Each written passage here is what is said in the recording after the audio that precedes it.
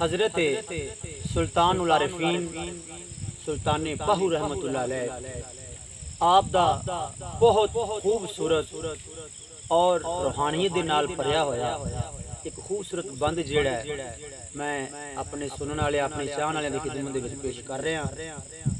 इंशाअल्लाह मैनूं उम्मीद है कि तुहानूं ये बंद सुन के बड़ा मज़ा आएगा और बड़ा सबक आमोज बंद है और इंशाअल्लाह तुहाडे रूहानी और दिल की जिहड़ी तस्कीन है वो भी होवेगी। हज़रत सुल्तान बाहू रहमतुल्लाह अलैह फरमाते ने कि ऐ बंदे कि तू तस्बीह और विरद वज़ाइफ कर करके अपने आप अल्लाह दा वली समझण लग पिया है। तू बड़े बड़े दावे करन लग पिया है, अपने आप नूं वलियां दे विच शुमार करन लग पिया है। तू अपने गल दे विच 100 दाणियां दी वड्डी सारी तस्बीह पा ली ते मनके ते मनका फेरी जाना है, पर अपने दिल दा एक मनका भी जिहड़ा नहीं फेरदा, अपने दिल दी अपने रूह दी सफाई नहीं करदा, दिल तेरा स्याह हो गया है।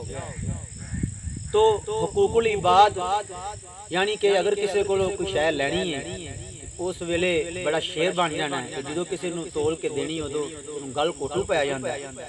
तो इन्हां लोगों के बारे सुल्तान बाहू रहमतुल्लाह फरमाते हैं, इन्हां लोगों के दिल इवें ने कि जिस तरह बंजर जमीन ते बारिश पैंदी रहे उनका उन्होंने कोई फायदा नहीं होता। इस तरह इन्हां लोगों के जिहड़े दिल स्याह दिल ने उत्तों भावें जिन्ने मर्जी अल्लाह वाले बनते हैं इन्हां ते भी इन्हां जिक्र का असर नहीं होता।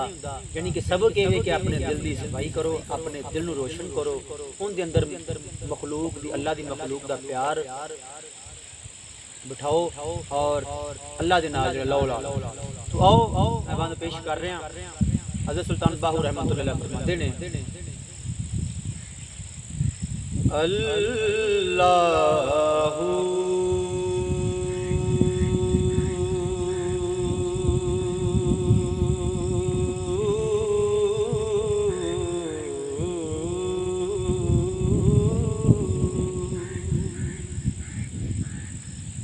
अल्लाह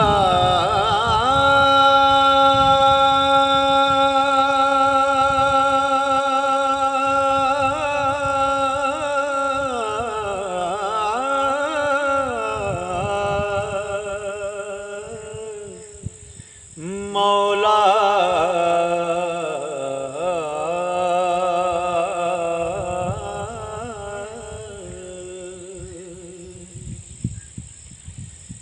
तस्बीह दा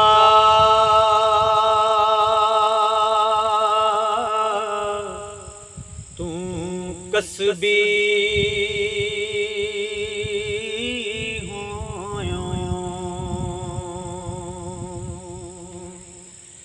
अते मारे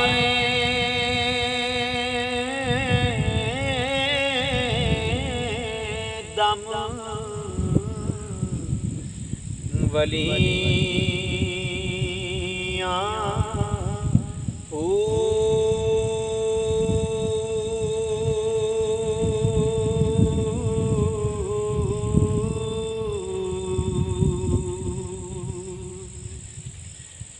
मन दा मन का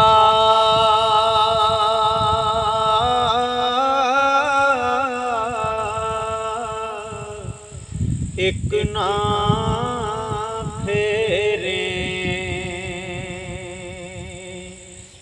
आते गल पाए पंज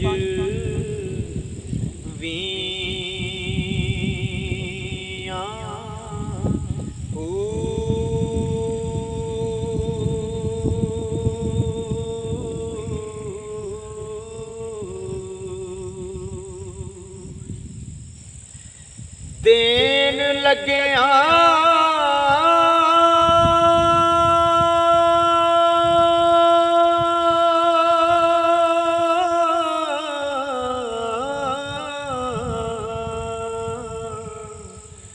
गल घोटू आवे लैन लग्या जट शियां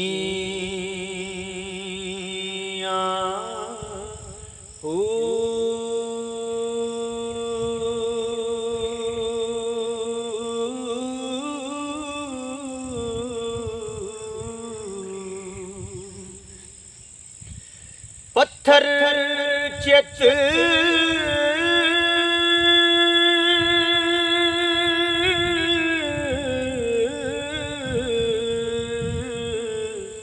जिन्ना दे बाहू उथे जाया वसना मियां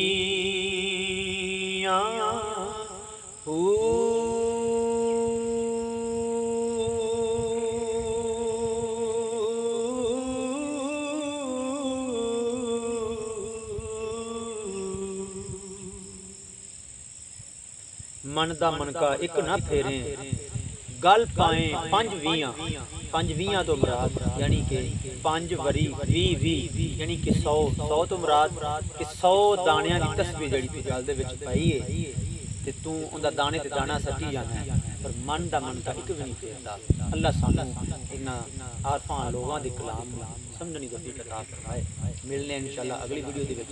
शुक्रिया। अस्सलाम वालेकुम।